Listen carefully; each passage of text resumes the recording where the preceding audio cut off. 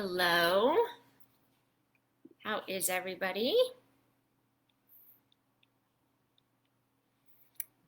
If there's anybody here to say hello to.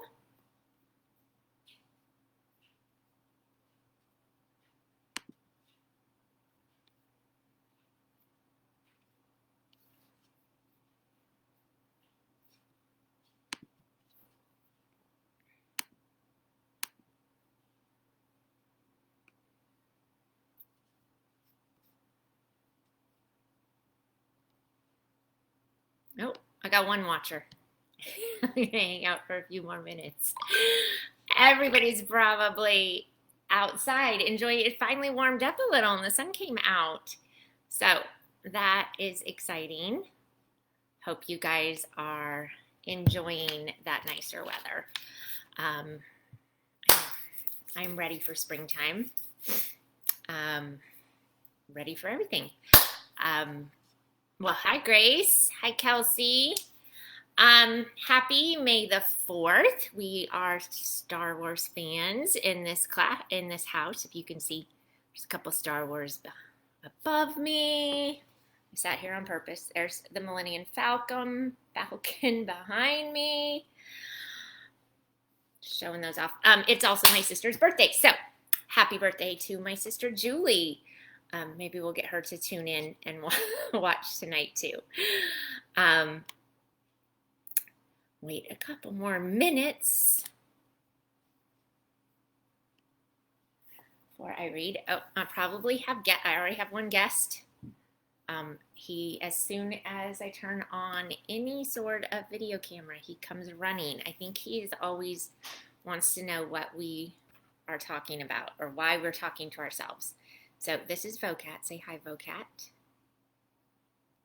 We think his name is pretty funny. You guys get it? Vokac. For those of you who don't know, my name is Mrs. Vokac. I teach 4th grade at Liberty View. I am virtual this year, so I'm used to talking and reading and all of this on camera. But I do normally have a sea of faces that looks back at me instead of just a comments bar. So feel free to comment and let me know that you are here because it's always nice to read to an audience. I already mentioned that it is May the 4th day, so happy Star Wars Day to everybody. But it's also Teacher Appreciation Week, and so I picked out my book specifically for that. It is a book I've had for a really long time. The name of this book is What Teachers Do, and it's by Douglas Wood, and it's illustrated by Doug Cushman. And I'm reading this to you with permission from Scholastic Publishing tonight. But I want to tell you just a couple things about this book before I read it. Like I said, I had it for a very long time. It was a gift from Alexis. And Alexis was a student of mine when Liberty View first, actually, second year it was open because Alexis was so smart and wrote the year in the book. She gave this book to me for Valentine's Day, actually, and that was in 2004. So just a couple years ago. But Alexis was in my 1st grade class at the time I taught 1st grade, and she brought me this book. And yeah, I just thought it was a perfect book for Teacher Appreciation Day. And you can tell, first of all, how old it is because of the year it was written, or the year she gave it to me, and also because I had a different name. I had Alexis in my class before I was married. And you will also tell from some of the illustrations that this book takes place in a classroom that is maybe not quite as modern as the classrooms that we are all in on a daily basis. Definitely not as modern as my Zoom screen classroom that I teach on this year. So, What Teachers Can't Do by Douglas Wood. Pictures by Doug Cushman. And perfect for Teacher Appreciation Week. The dedication from Douglas Wood is to all my favorite teachers and the other ones too. And from Doug Cushman, his dedication is to teachers everywhere who can do anything and everything, and to one special teacher at Grant Elementary.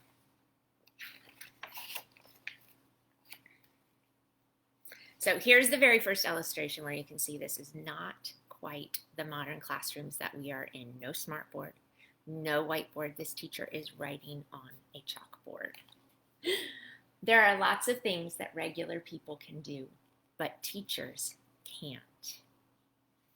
Now, I know Mrs. Thomas is on here, and I don't know what her answer to this question would be, but Mrs. Thomas, did you ever have a regular chalkboard like this? I did, my first couple years teaching. So, pretty cool. Teachers can't ride skateboards or scooters to school. How fun would that be if we did? They can never be tardy. You can see if she's rushing down the hall, she's not going to be late to her class. Teachers can't buy their own apples. They must get them from students. And they can't teach their best without flowers on their desk. Our desks do look better with your flowers, whether they came from the playground or from the florist.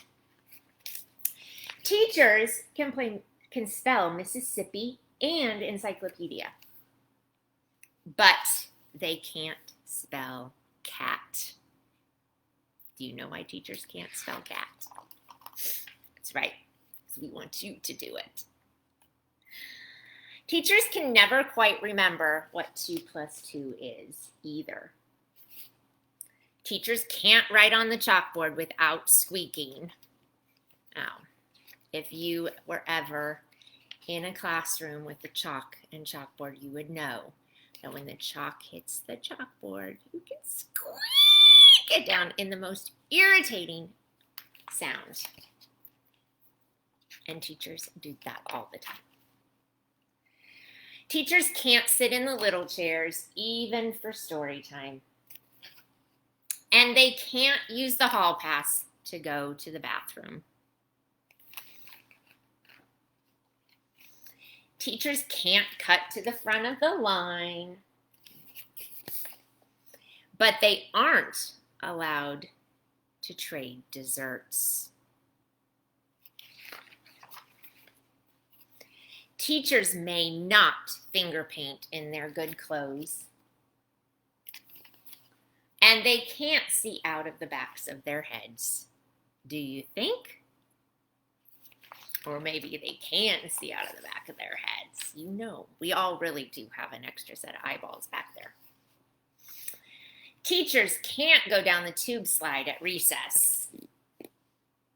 I can show you that picture very well. They can twirl, but they can't jump.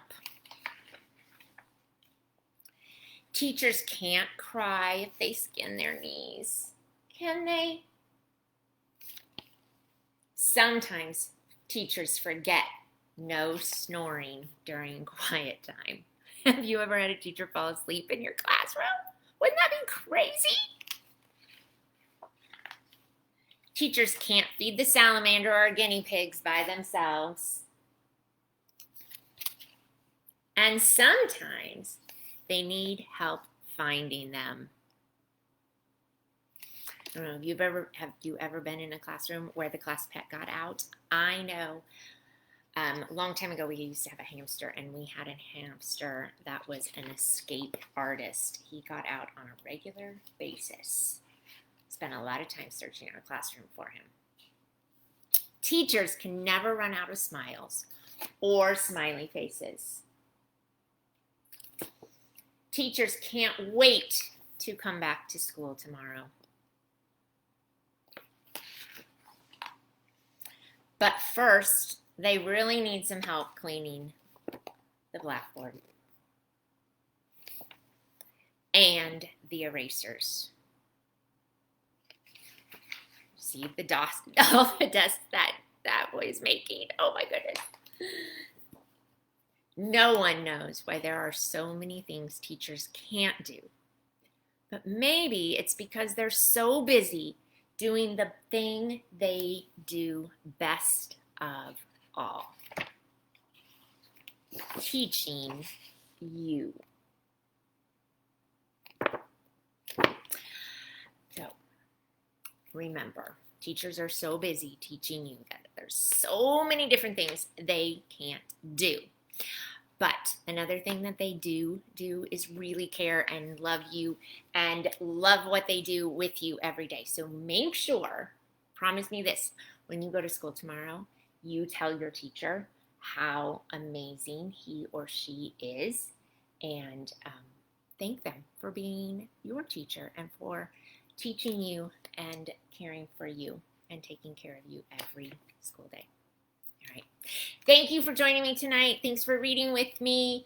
Have a great evening, and I will see many of you out back at school tomorrow. Good night.